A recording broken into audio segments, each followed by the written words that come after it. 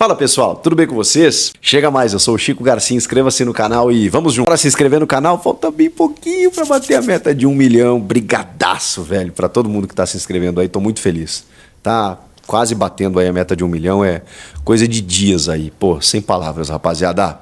Vamos lá, porque tem reforço daqueles que a gente já estava informando para vocês aí, dos jogadores acertados, né? O André Ramalho, zagueiro, e o Charles, volante, questão de... Bom, talvez até já estejam anunciados no momento desse vídeo. Mas o Alex Santana, esse sim já foi confirmado, anunciado, com foto posada junto do Fabinho Soldado.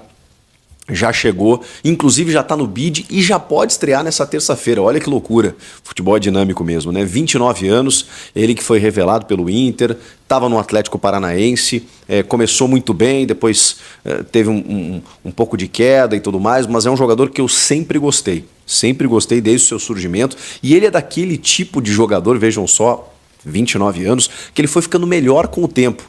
Ele até começa bem e tal, mas assim, os últimos momentos dele de carreira são do seu auge, na minha opinião. Teve até uma experiência lá fora, no Ludogorets da Bulgária, jogou no Botafogo também, em 2019, mas essa última passagem pelo Atlético Paranaense, ela me encheu os olhos, assim, de um cara que ocupa de uma forma muito inteligente os espaços do campo no meio campo, cara que arma o jogo, que conduz a bola, que dita o ritmo do meio campo, é um cara que pode agregar muito, inclusive, na minha opinião, pode disputar titularidade. Alex Santana, sim, chega nesse nível, porque tem alguns reforços que, quando são contratados, você entende que eles são para grupo, para elenco, para fortalecer o banco de reservas, para daqui a pouco servir como opção. Embora ele ocupe uma faixa de campo em que você tenha Rodrigo Garro, Igor Coronado, jogadores de muita qualidade técnica que custam caro e que são, em tese, titulares, eu diria que não sei se dá para jogar todo mundo junto. Isso é problema para o Ramon resolver, né? Talvez assim, aí você teria que abrir o meio campo com o Ranieri. Numa ausência do Bidon, dá para botar o Alex Santana. Se botar todo mundo junto, tem que tirar um atacante. Dependendo do modelo tático, dá para fazer. Mas o que eu quero dizer é que ele é um jogador em nível de titularidade. E aí, se na ausência do Coronado, do Galo, você utiliza ele, não sei. Eu só sei que ele tem nível para disputar uma titularidade. E aí, bom, quem tiver melhor que vai jogar. Mas ele não é um jogador que você imediatamente possa dizer, não, ele é reserva. Claro que ele está chegando e vai buscar o seu espaço.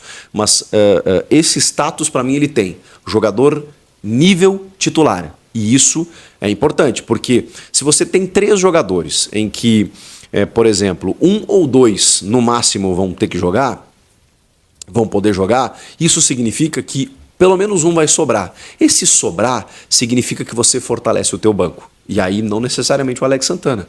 Pode ser o Garro dificilmente, mas pode ser o Coronado para entrar no segundo tempo, pode ser o próprio Alex Santana.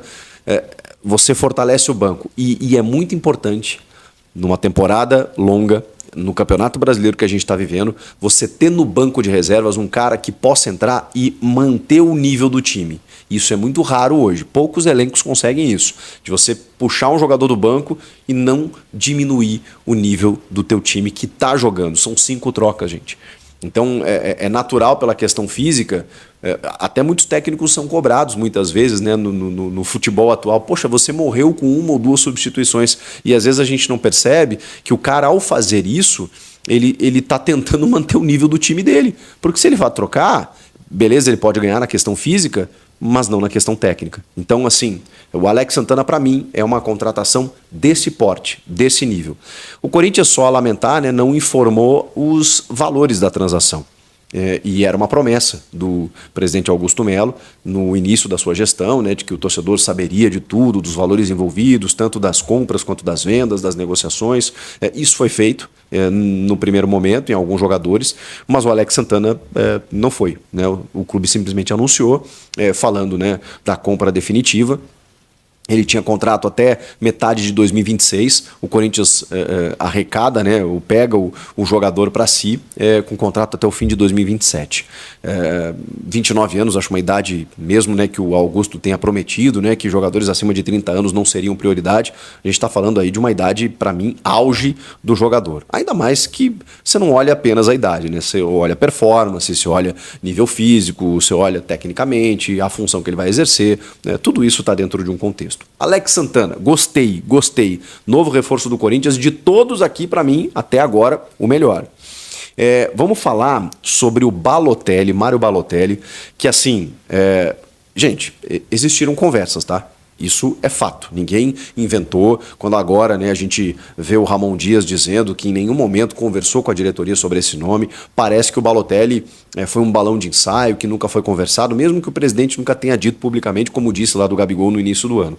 Mas sabemos, o próprio Claudinei Alves, diretor da base, deu entrevista dizendo, inclusive falando dos valores, né, oferecidos ao Balotelli. Então era uma contratação, como falamos aqui inclusive, do presidente. O presidente queria uma contratação midiática, o Balotelli foi oferecido, ele foi atrás, mandou um emissário, digamos assim, né, o Claudinei Alves, para conversar com empresários e representantes intermediários do jogador. O jogador deu o ok, o aceite para jogar no futebol brasileiro, pelos valores que ele pediu, os 8 milhões de euros em 2 temporadas, tudo isso estava dentro do que poderia acontecer. A questão é que o Balotelli começou a acelerar o processo, começou a querer resolver isso logo. O Augusto não podia acelerar o processo, primeiro pela questão financeira, porque ele dependia de uma patrocinadora master, que é uma casa de apostas que está negociando para bancar a parte do salário ou da contratação, enfim, ou ajudar nesse processo. O Corinthians financeiramente está com dificuldades, agora conseguiu quitar os valores atrasados, aí fundo de garantia, direito de imagem, salário e tudo mais, mas não pode, né, depositar tudo no Balotelli. Sabia que era uma contratação de risco, está dividindo e dividiu opiniões dentro do clube, né, dos parceiros do Augusto e também membros do conselho, mas ele estava negociando e estava vendo de que forma poderia bancar essa situação, até que ele resolveu anunciar um novo treinador e resolveu esperar. E aí o Ramon, ele não disse por quê, ele não falou que é uma contratação ruim, ele não falou nada disso. Ele só simplesmente botou areia no negócio e disse assim: nunca foi conversado e não está nos planos para o futuro. Mário Balotelli. Então, assim, me pareceu muito claro que o Ramon Dias não gostou da ideia. Não gostou da ideia e tratou de externar. No momento que ele faz isso, ele meio que inviabiliza, né? Ele meio que inviabiliza a situação e faz com que o clube dê uma recuada na situação. Então, muito difícil que a gente volte a falar de Balotelli nessa janela, a não ser que o presidente enfie goela abaixo no Ramon, do tipo assim, foi um negócio de ocasião, a gente resolveu contratar, usa-se do jeito que você conseguir e tudo mais, mas eu acho muito difícil. O Ramon está muito focado em utilizar aquilo que ele tem. E ele entende que com o que ele tem, ele consegue tirar o Corinthians dessa situação. Então, Balotelli, pelo Ramon, já era. Vamos falar do Fagner, porque o Fagner está de volta. Ele, depois desse tempo parado, inclusive o Ramon falou e usou e citou o Fagner. Foi até muito curioso, porque na pergunta do repórter, né, o Emiliano, ao traduzir para o Ramon, ele foi uma espécie de tradutor também, se referia ao Fagner, porque o Ramon não entendeu, falando assim, é capitão, ele quer saber do capitão. Então eles têm o Fagner como uma liderança, né? E o Ramon rasgou elogios para o Fagner, dizendo que é muito importante a presença dele, confirmou que ele estará no banco de reservas, não sei se vai utilizar durante a partida, mas me pareceu que ele quis valorizar a presença do Fagner, mesmo que seja para estar no banco, no vestiário, exatamente por tudo que ele representa, que é um cara que entende o que é o Corinthians, sabe a importância do resultado, do momento, é um cara importante nos bastidores, e o Fagner realmente, né, é um dos últimos líderes, né, um dos remanescentes aí, porque muitas lideranças deixaram o clube nos últimos tempos. E o Fagner, então, estará de volta, assim como o Rodrigo Garro, que cumpriu suspensão, e aí a gente está tentando montar esse primeiro time de Ramon Dias no Corinthians, que estreia contra o Criciúma nessa terça. Tem uma outra questão que está me intrigando, que é do gol.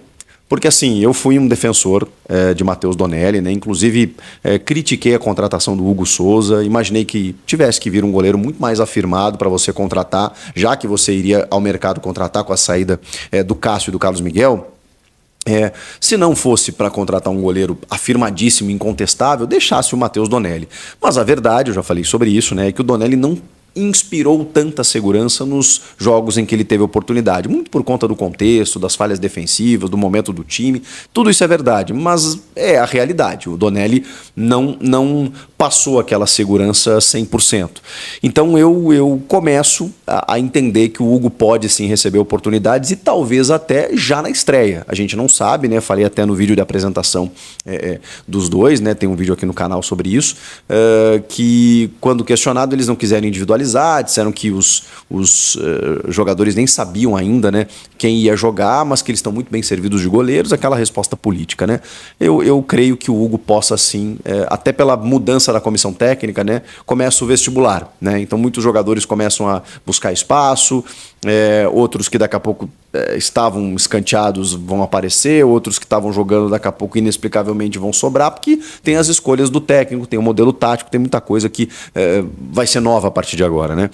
E talvez comece pelo gol. Então eu não me surpreenderia, não tenho informação nesse sentido, a gente só vai descobrir momentos antes da bola rolar, mas não me surpreenderia realmente se o Hugo Souza fosse o titular, e acho que ele vai ter oportunidade, se não for agora, ali na frente. O Mateuzinho então será o titular, com o Fagner no banco, o Hugo na lateral esquerda e a dupla de zaga, Kaká e imagino que Félix Torres.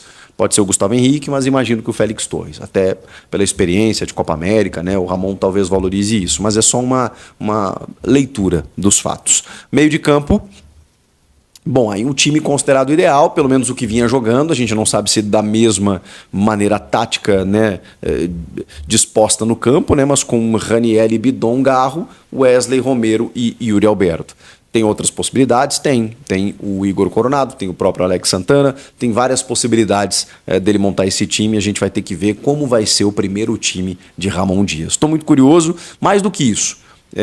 Mais do que a escalação, a questão tática, a disposição no campo, a postura. O Ramon prometeu um time agressivo, foram essas as palavras dele, além de outras, né? Mas agressivo me chamou a atenção. Um time que pretende correr do primeiro ao último minuto para fazer diferente do que vem fazendo.